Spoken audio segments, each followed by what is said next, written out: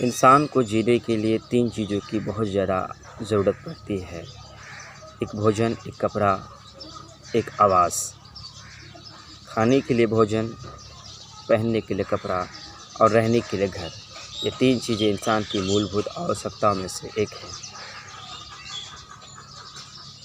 उसी तरह से इंसान को 3 और चीज़ों की बहुत ज़रूरी है आज के वक्त में। एक स्वास्थ्य, एक शिक्षा और एक सुरक्षा। जब तक किसी इंसान को ये 3 चीज़ें ना मिले, जब उनकी स्वास्थ्य बिगड़े, उनकी सही इलाज ना हो पाए, उन्हें सुरक्षा ना मिल पाए और उन्हें शिक्षा ना मिल पाए, तो मैं नहीं समझता कि वो इंसान आज के वक्त में सही से अपने जीवन को जी सकता है और वो कह सकता है कि मैं चंगा हूँ, मैं ठीक हूँ। नहीं कह सकता। तो सरकारें क्या करती है कि शिक्षा को के लिए भी सरकार ने सरकारी स्कूल को खोल रखा है। स्वास्थ्य के लिए सरकारी अस्पताल है। सुरक्षा के लिए प्रशासन है। सरकार ने हमारे लिए सुविधा तो दे रखी है। किन लोगों के लिए सरकारी अस्पताल है, किन लोगों के लिए सरकारी स्कूलें हैं, वो लोग जो गरीबी रेखा से नीचे अपना जीवन यापन व्यतीत करते हैं, जिनकी आर्थिक स्थिति काफ़ी मजबूत नहीं है। बाकी बड़े लोगों की बात करें तो बड़े बड़े कॉन्वेंटों में भी अपने बच्चे को पढ़ा सकते हैं और बड़े बड़े अस्पतालों में वो अपना इलाज करा सकते हैं और अब प्राइवेट से गार्ड रखकर भी वो अपनी सुरक्षा कर लेते हैं। सुरक्षा, स्वास्थ्य और शिक्षा की ज़रूरत सबसे ज़्यादा गरीबों को है। गरीबी रेखा से नीचे जीवन यापन करने वालों को ज़्यादा ज़रूरी है। लेकिन आज आप सरकारी स्कूलों की भी हालत को जानते हैं। पढ़ाई का सिस्टम वहाँ पे क्या है, कितनी शिक्षा वहाँ पर होती है, कैसी शिक्षा दी जाती है, कैसे शिक्षकों की बहाली वहाँ पर होता है, ये आपसे छुपा हुआ नहीं। और आप ये भी जानते हैं कि अस्पतालों की भी हालत क्या है और सुरक्षा के नाम पर हमारे साथ क्या हो रहा है, ये भी आपकी नज़रों के सामने होता है। मैंने कई दिन पहले वीडियो बनाया था कि सरकारी स्कूलों में एक शिक्षा समिति होता है, उनकी अपनी बड़ी जिम्मेदारी होती है।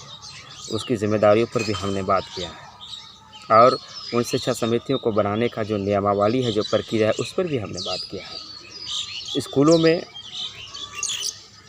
के साथ अस्पतालों में जो रोगी कल्याण समिति होता है, मैंने उस पर बात की है कि उसके बनाने का नियमावली क्या है। अगर आप हमारे हर वीडियो को सुनते हैं तो इन सारी वीडियो को आपने देखा होगा।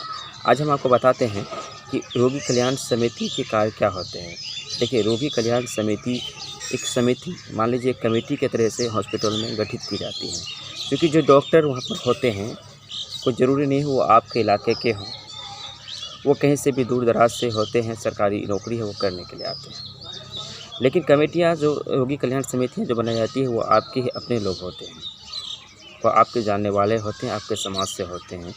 उनको अधिकार होता है कि वो समय अस्पतालों में जाकर उनका मूल्यांकन कर सके, वहाँ पर क्या कुछ चल रहा है उसके बारे में वो बात कर सके, पता कर सके, और अगर कहीं गलत हो रहा है तो उसकी लिखित शिकायत भी बड़े अधिकारियों तक कर सकता है और वो आवाज़ भी उठा सकता है। उनको ये अधिकार प्राप्त होता है। बहुत बड़ा अधिकार होता है रोगी कल्याण समितियों का। रोगी कल्याण समिति को इसलिए बनाया जाता है कि वो समाज को पहचानता है, कौन गरीब है, कौन अमीर है, किनकी क्या हालत है, और उनसे उनको आपसे एक हमदर्दी भी होता है। इसलिए रोगी कल्याण समितियों को बनाया जाता है।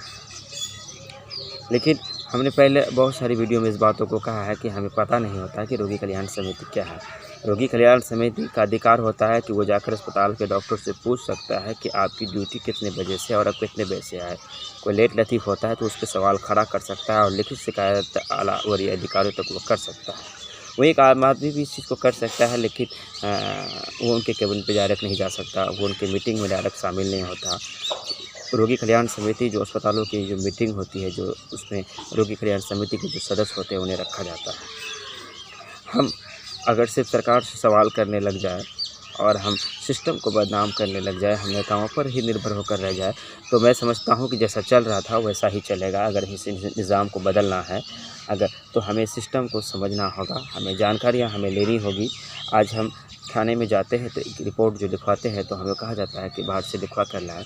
इसकी हकीकत क्या है, भारत का संविधान हमें क्या कहता है कि अगर हमें कौन लिख कर देगा, हम मौखिक भी लिखवा सकते हैं, कौन सी धारा हमें इस बात की इजाज़त देता है, हम इस सारी चीज़ों को नहीं जानते। मैंने इस बारे पर भी अपने चैनल में वीडियो बनाया है। हम चाहेंगे हमारे एक एक वीडियो को आप देखें और उसका लाभ लें। और अगर आपको कहीं कोई दिक्कत और कुछ पूछना हो तो आप अपना नंबर कमेंट कर सकते हैं, मैं आपको कॉल कर व्हाट्सएप कर भी और भी जानकारी दे सकता हूं। और आपको क्या लगता है हमें और कौन सी चीज़ों पर वीडियो बनानी चाहिए, आप हमें राय दे सकते हैं। फिर मिलेंगे हम कल, आएंगे एक नई मुद्दा, एक नई टॉपिक के साथ। तब तक हम आपसे लेते हैं विदा। मैं रमीज़ रेज़ा, आप देख रहे थे मिशन सक्सेस बिहार। धन्यवाद, शुक्रिया।